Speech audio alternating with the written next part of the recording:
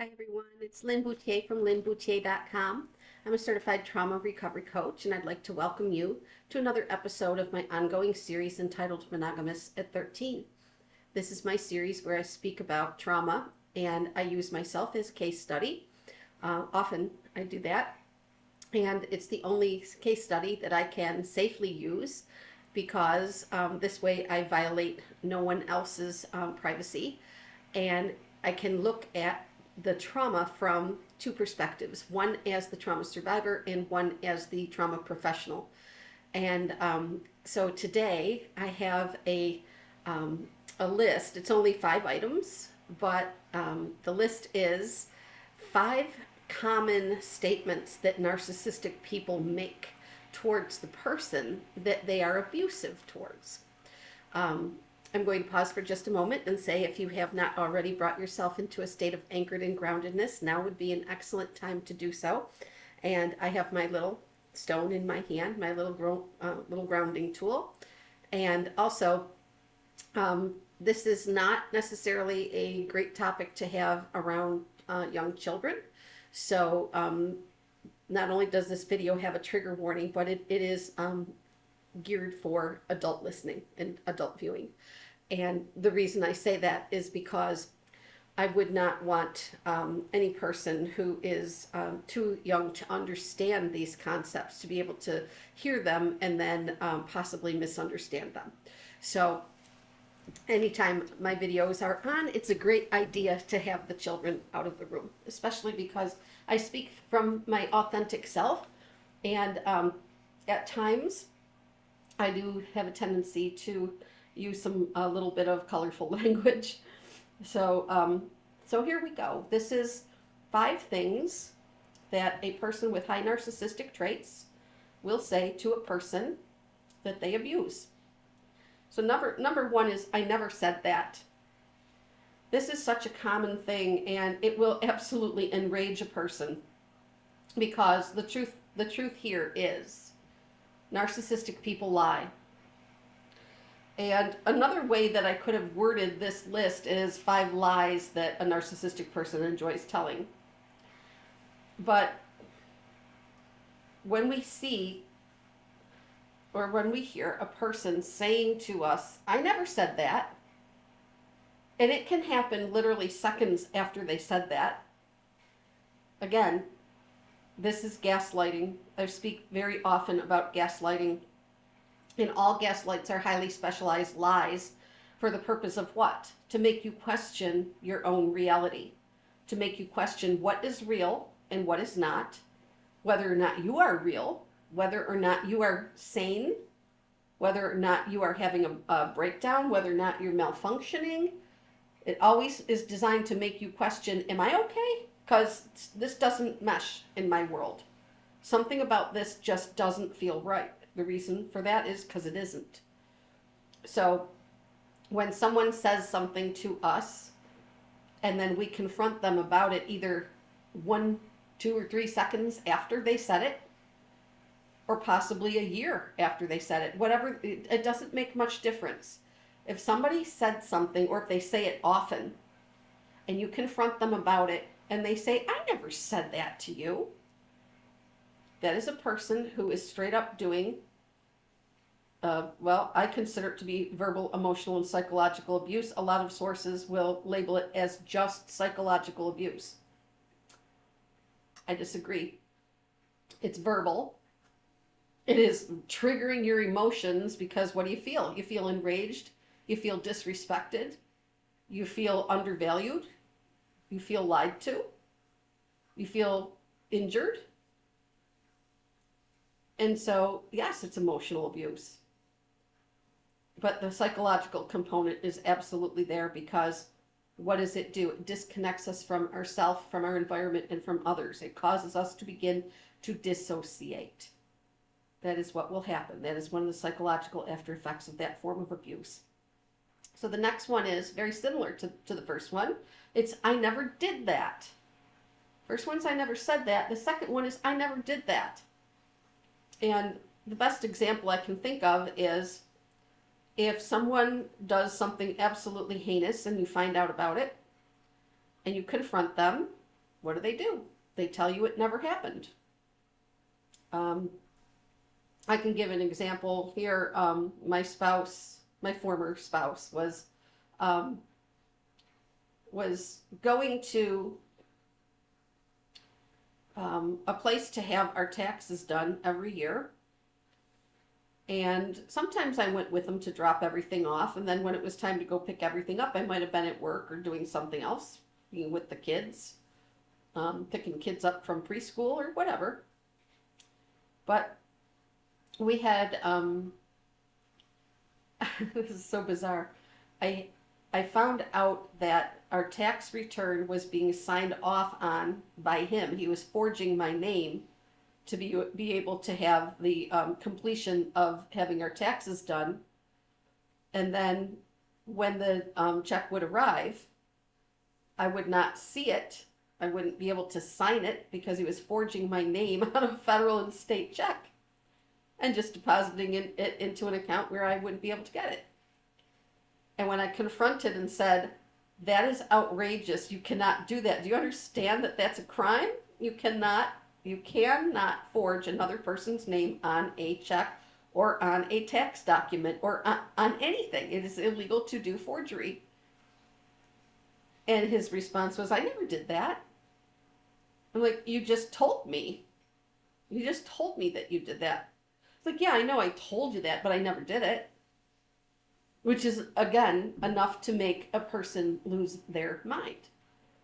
All right, so if you didn't do it, and yet you did do it, how's my brain supposed to make sense of that? Because one of the things our brain cannot do is hold two opposing thoughts at the same time. We can't hold two opposing beliefs at the same time. We can't hold two opposing thoughts at the same time. We cannot hold the thought of we're getting a snowstorm right now, and it's 80 degrees outside. Our brain cannot hold those two thoughts at the same time. And so, the I did it and I didn't do it, gaslight, means it sort of happened, it sort of didn't happen, take your pick. And it is one of the deepest disrespects that a person can do to another person. And when we have it done to us, what's the very first thing that happens? We go straight into a trauma response. We go right into a fight, flight, freeze, or fawn response. And our amygdala is, we've got one on either side of our temporal lobe. And what we end up having is that feeling of, I can't control my anger because this person is really, really pushing my buttons. Would I be feeling this way if this conversation with them had not happened? No. No. Would I be feeling this way if they did not do that violation? To me, it's a human rights violation to have somebody forging your name on checks and then taking that money. And, yes, we could get into all the legal aspects of it and everything, but that's a completely different topic. What we're talking about right here is the things that a person with disordered behavior will do to another person as a means of abusing them. So I'm going to move on to number 3, which is their statement that never happened. So I never said that, I never did that, and that never happened. Well, what would that be? It might be, 26 years ago that you were out for your anniversary dinner and they were completely inappropriate with a server. And it might come up in a conversation and you might say, you know what, that was just out of line. That should never have happened. And I remember it. And he glossed it over. And now you're doing a similar behavior. And this isn't new. This has been going on, and I can cite different times when it occurred, multiple different places with multiple different people, multiple different situations. And, if you're making your point that this is not a single incident, this has gone on for a long time, they'll just shrug and say, that never happened. It's almost like it's a big, huge industrial fan that they have that blows all the facts out of the room. And they don't mind doing it. It's no problem for them. Just too bad for you. That never happened. Um, I could give you lots of different examples, but from real life of things that have taken place. But um, the one that I just used is sufficient because every single person who this resonates with is going to say, "I have heard that," and it goes right back to gaslighting. It goes right back to questioning your reality, what you saw, what you smelled, what you tasted, what you touched, what you heard, all of it, just everything that could have happened that your senses were able to validate, and they're going to come in with a massive invalidation and tell you that never happened. The next one, number 4, is something is wrong with you.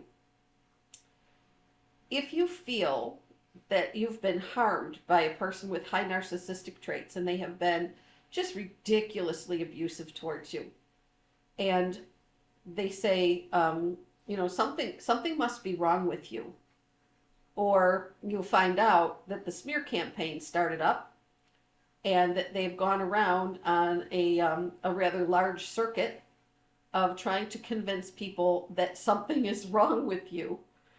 And this is not unusual at all because it's a way of gaining power and control. The name of the game for a person with disordered behavior, high narcissistic traits, high antisocial traits, high borderline traits, lots of things like that. All of these things stem from disorders. We don't have to get way off in the weeds in trying to get someone a diagnosis for their behavior, for their traits of whatever disorder that they seem to be exhibiting. It's kind of pointless to spend our time actively trying to attain that, because even if there could be a diagnosis for the person, it's so unlikely that they're going to ever seek treatment. And most of these conditions are extremely challenging to treat in the first place, when I'm speaking about personality disorders. And so when we have an individual who is wreaking havoc in our life, they've been doing it for a while, and the only solution that we can find, whether we're searching on the internet or speaking with our mental health practitioner or speaking about it in a support group with other people who've been through it, the message is still the same. We can't fix them, and to pour our time into trying to get them to stop it is not effective, because they're not going to. They're not going to self-assess. They're not going to have self-awareness. They're not going to have all of a sudden grow a conscience and begin to recognize, oh yeah, I do harm this person or these people. I am highly manipulative. I am completely invalidating, and I do lie all the time. They're not going to do that. But they will continue to tell you that something is wrong with you. Why would they gaslight you and tell you that you are the problem? It's very, very simple. So that they do not have to take accountability and responsibility for anything that they do to anyone, and that includes you. So I'll give you an example of someone saying that something is wrong with you. The day after my father had passed away in 2017, it was the month of February, and I was on the driveway with one of my siblings and their spouse and my spouse. And there was just a terrible amount of verbal attack going on. And I was the person who was the target, and my sibling and her spouse were being just ungodly cruel and very, very, very verbose, very loud, and saying a lot of words that were meant to make me feel that I was faulty, bad, broken, shameful, and malfunctioning. Which, of course, at the time, I was angry and I was sad, but I wasn't in attack mode. I was asking a question. And I was asking for something on behalf of my mom, because my mom did not want to go someplace with them. She wanted to be home in her nightgown and her bathrobe and to just cry, because her husband, who she had been married to for 60 years, just passed away hours before, 24 hours before. And when they decided that they weren't getting anywhere with me and that I was not going to cave into what they were essentially demanding of me and of my mother, our mother, um, when they decided to leave, they got in the car, and the sibling put her window down on her car and screamed out the window, backing down the driveway, screaming out the window, while her spouse was driving. You are insane. You belong in a mental hospital. This is all your fault. There's something wrong with you. That is the attack other response to shame. There is no doubt in my mind that that was an extreme. She had an extreme part inside of her that was very, very activated. And the part could not deal with the shame that it was feeling, and it went into an attack other response. And yes, it was painful for me, but I also understood at that time that I am not mentally ill and I don't belong in a mental hospital. And anytime somebody tells you something like that, and whether it's true or not, it's just absolutely outrageously cruel to scream that at a person. So they will lash out and try to convince you that something is wrong with you. And if we just try to stick a pin in that and remember, whenever someone is attacking me, it is their extreme part inside of them who is not able to go anywhere near what Lisa A. Romano refers to as their shame pit. They cannot go near their shame pit, and therefore they're going to scream and rage at you and tell you something's wrong with you. So number 5 is everyone supports me against you. This is one that I've heard many different times. Someone who engages in parental alienation. This is a real common one with them. They really enjoy telling you that, if you're going through a marriage breakup or a relationship breakup with someone when there are children involved, especially if they're older children, they're going to try telling you, or they may try to tell you that, we are all together in solidarity against you. We've all decided that you are the problem, and that they support me and feel sorry for me because I have to deal with horrible, annoying, difficult, unloving, terrible, horrible you. And that's a lie. It is a lie. A lot of times what they're saying is absolutely false, but we can believe it because we think, oh my gosh, they're sitting around, I'm over here by myself, and they're sitting around, going out for dinner, sitting around a table, having most delicious food and drinks and everything, and just talking about how horrible of a person I am, and that they are supporting each other in having to have been related to me. Many of you will understand what that feels like. What the first thing that it does is it really triggers paranoia inside of you. That's intentional. They want you to feel so upended, so unsettled, so fearful, and so ashamed of yourself that you will believe that no one in the world would ever want to have much of anything to do with you because you're just so faulty, bad, broken, shameful, and malfunctioning, which is not true. But they want you to believe that is true about yourself. So everyone in the world supports me against you. Well, I had an experience where, and I've spoken about this multiple times in my videos, but I did have an experience where during a particularly nasty breakup, I knew that I was in relationship with a person with very high narcissistic traits and a very, very high propensity to be verbally, emotionally, psychologically abusive. A few other ways too. Actually, if you look at all of the forms of abuse, verbal, emotional, sexual, psychological, financial, spiritual, emotional, all the different types, yes, at one point in time or another, yes, those things were all happening. But what they do is that they are so insecure.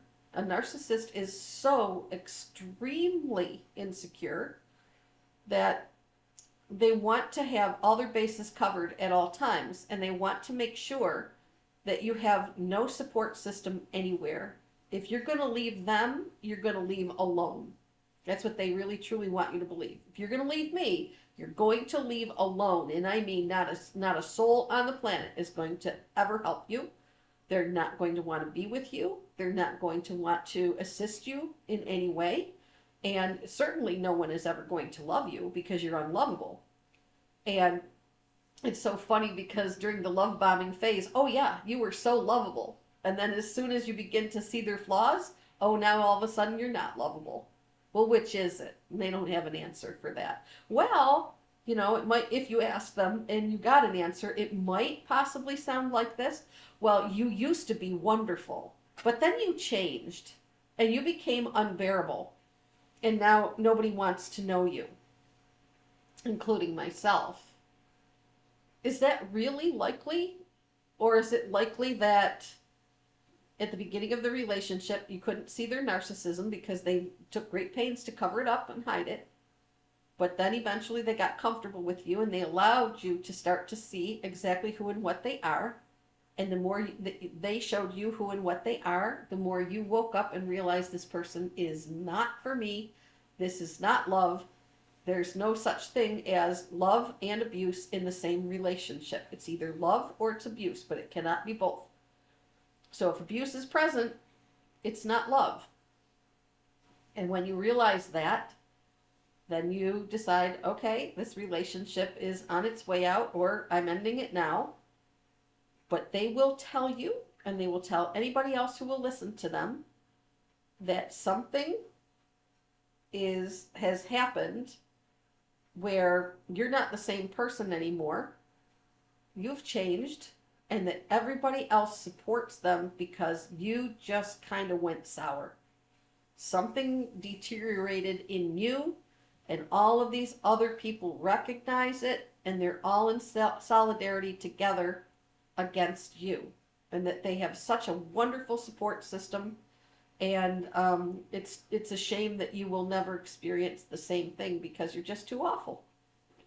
So that is the 5 ways that a highly narcissistic person will speak to you when you decide that you are not going to tolerate their garbage anymore. There's a few more, but I figured today we would just focus on 5 because all you really need is to just know what their game is. And so I never said that. I never did that. That never happened. Something is wrong with you, and everybody supports me against you. Well, when we know what a highly narcissistic person's operating system is, we become empowered. Once we have that information, we can understand that almost everything that they would ever say to us has something about it that keeps it just about this far from the truth. Sometimes they're big, huge, whopping lies. That's the truth. But there will always be, no matter what they say to you, there will always be at least this much of it, just this tiny little segment that's a lie. It'll sound so close to the truth a lot of times, but close to the truth is not the truth. And we need to remember that this person who operates this way in their life, in this manipulative, invalidating, just completely dishonest way, they developed all of these traits in their childhood. They didn't come onto the planet this way. They learned these traits in childhood. Some might argue with that. I think that there are quite a few people who would argue with what I just said about they didn't come on to the planet this way. The amazing, wonderful Richard Grannon says that narcissism is born from having one parent who absolutely adores you and another parent who completely shuts you out. And for the, person that I was in relationship with for so many years, that's exactly what was happening there. That is precisely what it was. But when I found out the full scope, let me pause that for a second. No, that's inaccurate. You can never know the full scope of how badly they have smear campaigned you and betrayed you. You will never get the whole story on that. Even if you think that you've collected all of that information, I promise you, you will never, ever, ever have the entire, true, complete story of how badly they have backstabbed you and gone around to different people to harm you and to, character assassinate you and to build their solidarity with others against you, such as in number 5 on my list today. But when we want all of the information, we kind of crave all of the truth. I can't feel better until I know how badly I've been harmed. I got stuck in that for a long time. We can get really, really, really stuck there. But we don't have to stay there. Eventually, we just kind of accept that this person is so untruthful, they will never be forthcoming with the entire truth. And even if they did, what difference would it make? Do I know now that they lie to me and lie against me? Yeah. Well, then what more do I need? Do I need more than that? More than the proof I already have that that is the way that their operating system is set up? Because if they do that to me today, it's real likely they're going to be doing that to me 3 months from today, and 3 years from today, and 30 years from today. That will not stop. It will not change. It was developed in childhood, and there's no off switch. Because they don't have what we've referred to as the come to Jesus moment. They don't. They can only fake it. If they recognize that they've harmed you and they cry a little bit when they're having a conversation with you, you can rest assured, if they are truly a disordered person, that's all just something to get you to trust them again so they can go right back to doing the horrendous abuses, emotional, verbal, psychological abuses that they've been doing to you all along. I don't believe that any time they ever show us that they're having that breakthrough moment where they've seen the error of their ways and they need to stop doing this, they don't do that. If they are doing that, it's fake. Because we can go right back to the first things on the list. I never said that, I never did that, and that never happened. So if they're starting to admit a little bit that something happened, they're going to renege on that very, very soon. So I really appreciate you being here with me today to have this discussion about narcissistic behavior, narcissistic statements, and narcissistic abuse. And if you are dealing with a person who is narcissistic in your life and they are wreaking havoc on your relationships and on your emotional and biological and psychological health, if they are infringing in your relationships or crossing your boundaries and taking liberties where they have no right to do so, it can be highly traumatizing. It can absolutely be something that is one of the biggest stresses that we would ever experience in our life. If you are looking for someone to help you sort it out, you can call me at 716-994-3052. I've spent a lifetime in the presence of narcissistic abusers, and I understand what the after effects are of living with or in a relationship, or having one of them as your parent, or having one of them as your child, having one of them as your partner. I understand what that does to us, and there is so much that we can do to recover. You can also find me, you can reach out to me, Lin at linbouthillier.com is my email. Excuse me. My my website is under construction. It's being completely redone. It's linbouthillier.com. And I had a Google website and I decided to let go of it because they would not stop putting a counter, like it's just a number rolling counter at all times, showing how many tens of thousands of people that I've worked with. That's not true. I asked them, I do not work, I have not worked with tens of thousands of people. Please take that off of my site. And they just would, they said they would do it and they wouldn't do it.